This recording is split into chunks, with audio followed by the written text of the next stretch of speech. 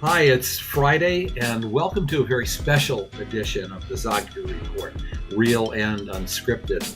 It's a special edition because we have a very special guest today, Parag Khanna, an author, public intellectual, millennial, and colleague. I am a very big fan of Parag. I have read almost all of the books that he has authored and have been a huge fan now for a number of years.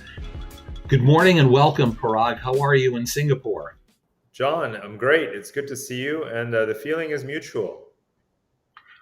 Well, thank you. That's a very good start then. We're going to be talking about Parag's newest book entitled Move, The Forces Uprooting Us, published by Simon & Schuster and available any day now in the next few days. I want to tell you first a little bit about our author and our guest today, and then we've got some questions about him and about the book. Parag Khanna is a native of India and has lived in the United Arab Emirates and in New York City.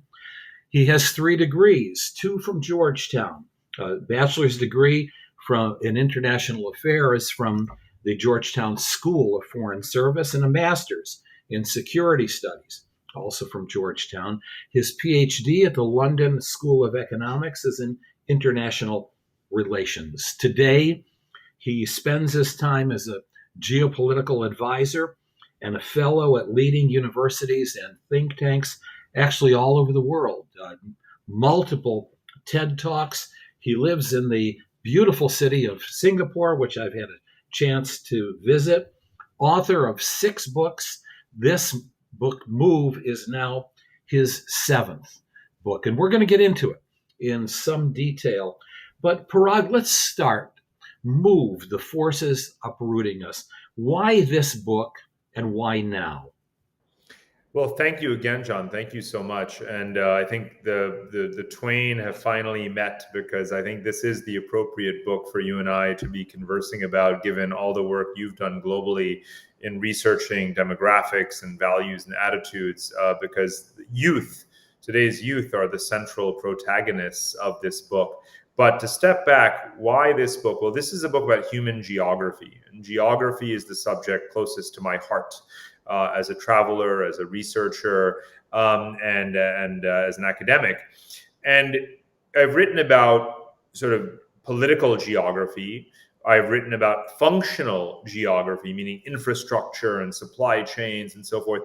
But I hadn't written a book about human geography, which is our distribution around the world, our demographics, our locations, and how that is changing, and forecasting how that's going to change amidst the backdrop of climate change and demographic deflation. The fact that the world population is reaching a plateau, climate change is accelerating, making many places unlivable and other places livable. So where will you live in 2030? Where will you live in 2040? Where will you live in 2050? Can we generate answers to those questions using a complexity kind of toolkit? And say, well, demographics and labor markets and technology and politics and climate change or economic crises, all pushing people in different directions. Are there patterns? Is there a logic? Are there stable places where humanity can resettle? And those are the big questions that I wanted to tackle in this book. And even though right now we are all locked down, therefore it would seem to be the most paradoxical moment in all of history to be writing a book about mobility, there's no question that we will be moving again, because all of those driving forces are actually in overdrive. So the pent-up demand for people to move is higher than ever. Have humans been in this condition before? It's one thing to talk about changes in climate, another thing to be talking about political unrest and revolts, a whole other thing to be talking about the downfall of governments and institutions. We seem to have a convergence of all of those plus more. Is this the first time that humans are facing this much all at once? Short answer, yes. Long answer, I'm glad you raised this point, that, to put it in layman's terms, you don't get to pick your crisis. early in the pandemic, people were talking about the lockdown as the solution to climate change. Well, of course, as Hurricane Ida and countless other catastrophes have reminded us, you don't get to have a neat sequence of today I'll deal with the pandemic, tomorrow I'll deal with the unwinding the economic bailouts, and on the third day I'll deal with climate change. We are being hit, and on the fourth day I'll deal with Afghanistan and the new refugee crisis, right? All of these things at the same time. That's how the real world works. It is complex. And to say that, at what other time in the past could all of humanity simultaneously facing this barrage and clash and collision of these megatrends at the same time? No, it could not possibly have, ever been as intense and complex as it is today.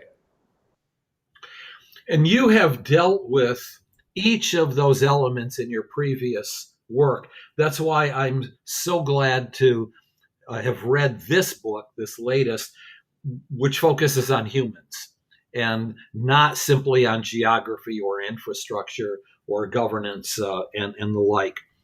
You say something early on in the book that really captivated me. Connectivity is destiny, you said, as a prelude to the increased mobility that we are experiencing as humans and that is only going to accelerate. What do you mean when you say connectivity is destiny? Well, that was actually the sort of motto of the prequel to this book, right? Connectography was about how we have built so much infrastructure in particularly the last 100 years and across borders to enable global supply chains to flourish, to have an integrated world economy, and so forth. But now, by bringing in the human layer, the motto of this book becomes mobility is destiny. Because what are we going to do with all of that connectivity? We're going to use it to move ourselves and to move things. Actually, the book, the phrase mobility is destiny denotes not just the mobility of people, it's the mobility of everything. It's the mobility of capital, it's the mobility of goods, the mobility of technology, mobility of ideas, and humans at the same time. So I think that that's part of the swirl of mobility that connectivity enables and allows. And remember, we continue to build more and more of that connectivity. Just think about the digital domain, which is accelerated as a result of the pandemic, right? Less physical mobility, more digital dependency, more time on Zoom calls, more internet cables being laid down around the world, and so forth.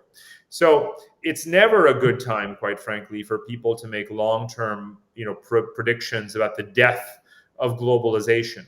We will continue to use these globe-spanning infrastructures and networks in many different ways. I'm, I guess, old enough. Strangely, it's a weird vibe to say, 4 times in the last 20 years, I have heard people speak confidently about the death of globalization. The 9/11 terrorist attacks 20 years ago, right?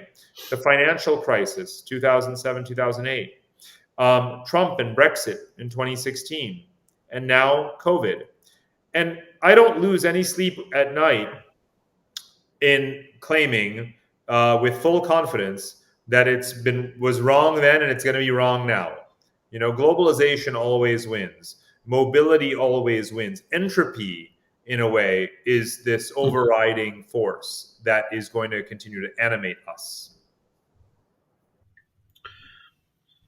You also say that you talk about the survival of the mobile. And it reminds me that, in its most visible form, we see here in the States, Central Americans and those south of our border, under the worst imaginable conditions, leaving terrible conditions, traveling under worse conditions, reaching even worse conditions. We see it with Syrian and Libyan refugees. We see it with refugees actually all over the world. We see, despite growth rates in Africa, a continent projected to have 1.2 billion people that it can't possibly sustain. And yet there are powerful political forces in wealthier countries that are trying to prevent mobility, saying it's not sustainable. We cannot possibly absorb these people. How do you see it playing out? And that, albeit that's the lower end of the spectrum, we haven't even gotten to the middle and higher end of the spectrum, where you have folks actually looking for work, looking for real opportunities. But tell me, are we going to be able to stop mobility? Are going to be able to build walls and barriers? I mean, the rational question is, why would you want to, right? Begin the when you don't answer the question from the perspective of this land is our land, in an ethno-nationalist kind of way, but rather say, what is the most effective way to maximize the survival of the human species and actually enrich our societies and economies, then you would actually want more migration. It's certainly not a matter of space constraints. We are now 8 billion people and will probably not reach 9 billion people. Every human being standing together side by side would fit in a very, very small place, actually, a city.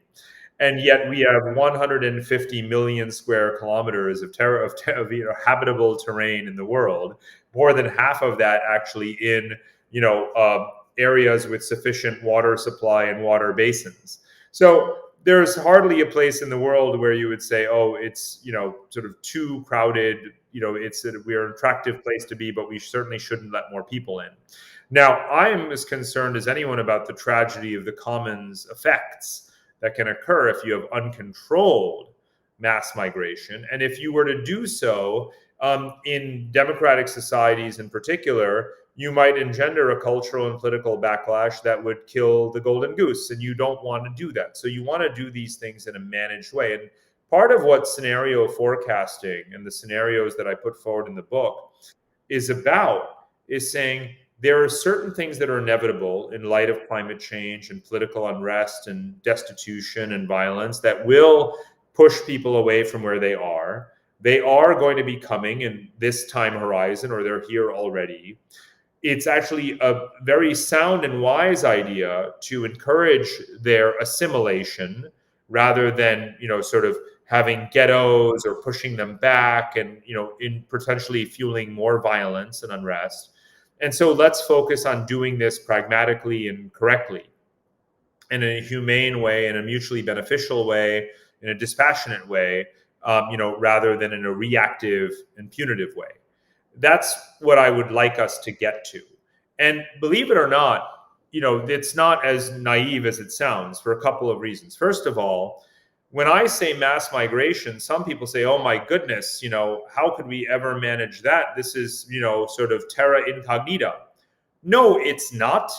The last 200 years of world history has been characterized by mass migrations, the vast majority of which has been orderly, peaceful, stable, mutually beneficial, enriching our societies. America wouldn't be what it is if the last 200 years of history were not characterized by stable and orderly mass migration, right? So this is not even remotely terra incognita. This is a logical continuation of where we've been. Secondly, if you look at Canada and you even look at now Biden administration immigration policy, and you look at Brexit, or England now after Brexit, and Germany and so forth, you still have very large-scale migration.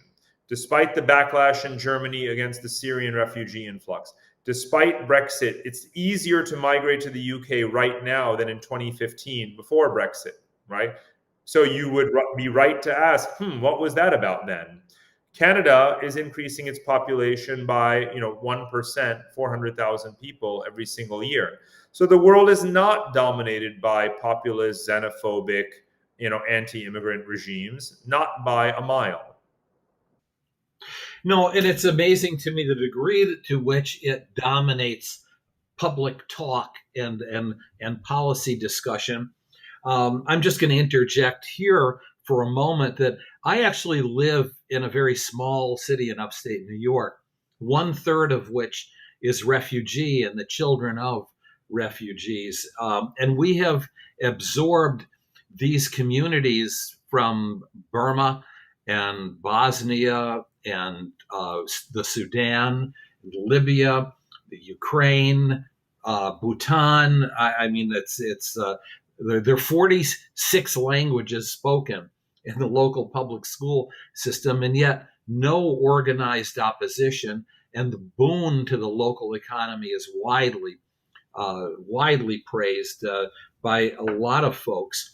You know, it raises a fascinating policy question to me, because we hear in this country and in Europe a lot of talk about, well, the jobs are there, but nobody that wants to do them. So employers are facing a crisis. And yet here we have hundreds of thousands of folks stuck at the border who would be more than happy to do the lower wage kinds of jobs, simply because, like all other immigrants prior to that, it's their children then that are going to populate the community colleges and the public universities, go on and graduate and make the contributions to the education system and to the broader economy. Your book is very, very timely.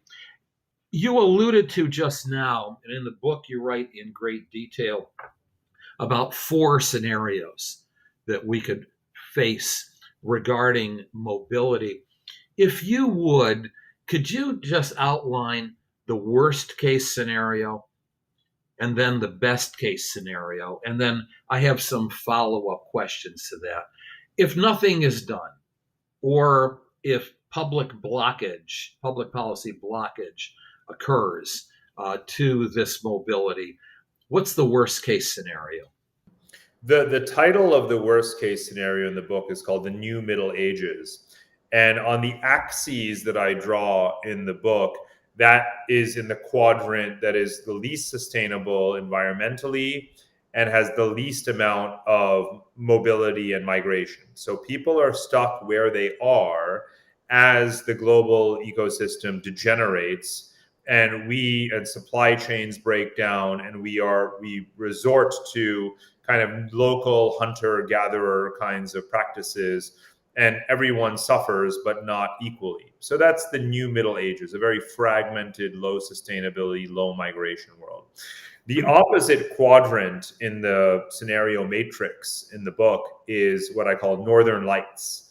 And in Northern Lights, we have a much more fluid, a gradual, controlled, orderly recirculation, relocation, resettlement of the world population. We aspire to preserve those remaining human lives in a world that's actually a very finite world population of 8 billion people, and we don't want it to collapse too rapidly, even with low fertility. And generally speaking, people are moving in the direction of south to north, but it's not that simple, because you've got forest fires and flooding and typhoons and rising sea levels all across the northern hemisphere as well. So we have to choose our climate oases, as I call them, our kind of stable habitats, very carefully. And we have to pre-design our infrastructures, our settlements, along the lines of the technologies that we very much have available today, in which our settlements, large and small, collect rainwater and recycle gray water and channel it into hydroponic agriculture. And we use solar and wind power and 3D printed housing that can even be moved to cope with and avoid natural disasters. And we do that for billions of people. So that's the Northern Lights scenario. Now, we have every technology available to us today to literally move 8 billion people to, more stable habitats than they live in right now. Or let's say the 4 billion people who are most at risk. We could do it with all of the grounded airlines. We can do it with trains. We can do it with ferries. But I don't want to be naive. But the purpose of a scenario is to say it's a vision of 4 different visions. Whether it's the most likely or least likely is not the issue. Is it desirable or not desirable, or what aspects of it are desirable? And what would we do to get from A to B? And the answer is never really a global one, as much as we would like to have global visions and a consistent global kind of doctrine. Because the one area of sovereignty, the one arena, the one vestige of sovereignty that remains, fully in the writ and purview of national governments is, of course, the control over their borders for the movement of people. Governments can control the flow of drugs, of viruses, of cyber hacks, right? But they can stop people from moving back and forth. And we will never have one common global accord or compact on migration. But we will have new pairs emerging in the movement of Mm-hmm. people as we adapt to a climate change world and to other crises and to labor market shortages and so forth. And it's those new dyads that I explore a lot in the geographic chapters of the book, where I look at, Asian populations in Canada, not just in the United States. And I look at South Asians moving to Europe and into Russia and so forth. So the past will not simply be a restart and a return to the pre-pandemic world, to the 20th century patterns or the 19th century patterns. There will literally be new geographic vectors in the movement of people between now and 2030, 2040, 2050. What has drawn me to you and your reading and your writing is the fact that you're an, you're the optimist in the room. I am too, and so it's good to meet the other optimist in the world. You remain an optimist, I I take it. call myself an accidental optimist. I'm very sort of data driven, as you know. And one of my Mhm. previous books, when I looked at infrastructural connectivity, I said, well, if you look at China's Belt and Road Initiative and you look at the Yeah. competitive connectivity over infrastructure and trade routes, it may seem like a neo-colonial, neo-imperial effort.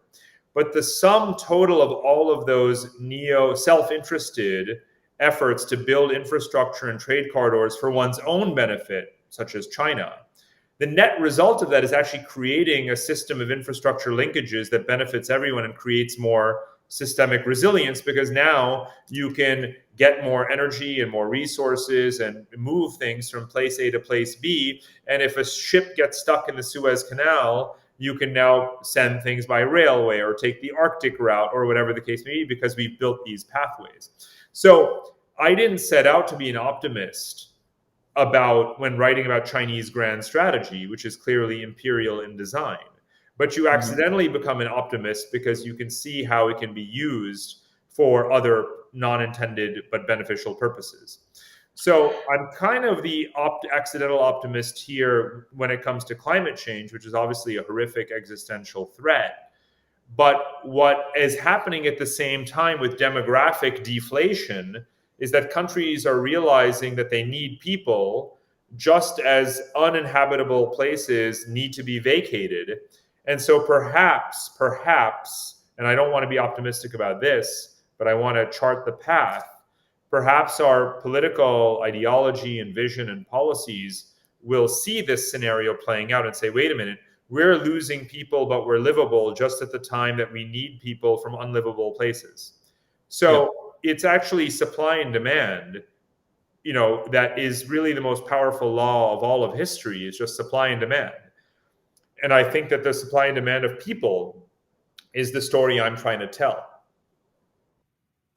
And as you're saying that, I'm thinking about how the G7 has just, uh, in a memorandum of understanding, indicated its desire to build a counter to the new Silk Road by China, which, in its most negative, can mean trouble and economic and political conflict, but in its most positive, just what you mentioned here, just another pathway to enable the movement of people and goods and services. Your book is a real find for me. It's something that I will review once it comes out and share with others. I hope that you folks are inspired, those of you who are listening and watching. Here's the book on the screen. It's available around October 12th or so, and I hope that you'll buy it. Read it too. That's always good, but at least in the first instance, buy it. Parag, what a nice opportunity this has been to chat. I hope we covered everything that you'd like covered. Is there anything that we missed that you'd like to point out before we sign off? Well, John, I think you and I share a real passion in understanding the motivations of the world's youth. So I just want to emphasize, that the youth values that you and I have tracked, and I've learned so much from your work on this: mobility, sustainability, connectivity. Let's start to view the future from the point of view of young people, and again, design the world that in a way that's going to be most accommodating to their needs. I couldn't agree with you more. What a delight. Let's do this again sometime. Would love to. Thank you. Take care, and thanks for watching and listening, folks. And I'll be back with Jeremy next week.